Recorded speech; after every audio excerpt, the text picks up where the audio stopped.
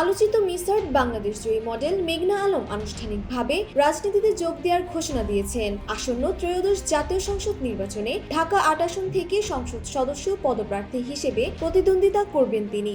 গত ২২ ডিসেম্বর ঢাকার আদালত প্রাঙ্গণে সাংবাদিকদের মুখোমুখি হয়ে তিনি নিজেই একথা বলেন। মেঘনা জানান, তিনি গণ অধিকার পরিষদের প্রার্থী হিসেবে নির্বাচনে অংশ নেবেন।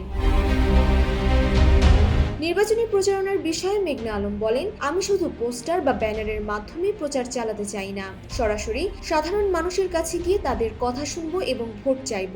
নিজের সামাজিক যোগাযোগ মাধ্যমেও তিনি এই সিদ্ধান্তের কথা জানিয়েছেন।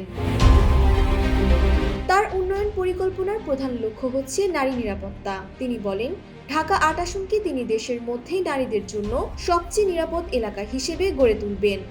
দৃঢ় বন্ধনের আস্থায় শক্তিশালী স্টিলের আরেকটি নাম জেডএসআরএম।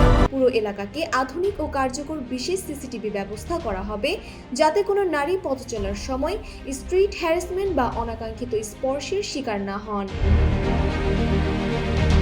নারী নিরাপত্তার পাশাপাশি আধুনিক নাগরিক সুবিধা নিশ্চিতেও তিনি বিশেষ গুরুত্ব দিচ্ছেন। তিনি জানান, এই এলাকার একটি বিশেষ ট্রাফিক কাঠামো গড়ে তোলা হবে, যাতে সাধারণ মানুষ নিরাপদে হাঁটাচলা ও সাইকেল ব্যবহারের সুযোগ পান। এছাড়া এলাকার মানুষের পুষ্টি চাহিদা মেটানো, পরিচ্ছন্ন জীবনযাপন এবং সামাজিক ও আইনগত সচেতনতা নিশ্চিত করার অঙ্গীকার রেখেছেন। এই একই আসনে এর আগে প্রার্থী হওয়ার আগ্রহ প্রকাশ করেছিলেন ইনকিলাব মঞ্চের আহ্বায়ক শরীফ ওসমান হাদি। গত ১২ ডিসেম্বর রাজধানীর পুরানো পল্টনে শরীফ ওসমান হাদিকে লক্ষ্য করে গুলি চালায় দুর্বৃত্তরা। ১৫ ডিসেম্বর তাকে সিঙ্গাপুরে নেওয়া হয়, যেখানে ১৮ ডিসেম্বর চিকিৎসাধীন অবস্থায় তিনি মারা যান। ডেস্ক রিপোর্ট, জয় জয় দিন।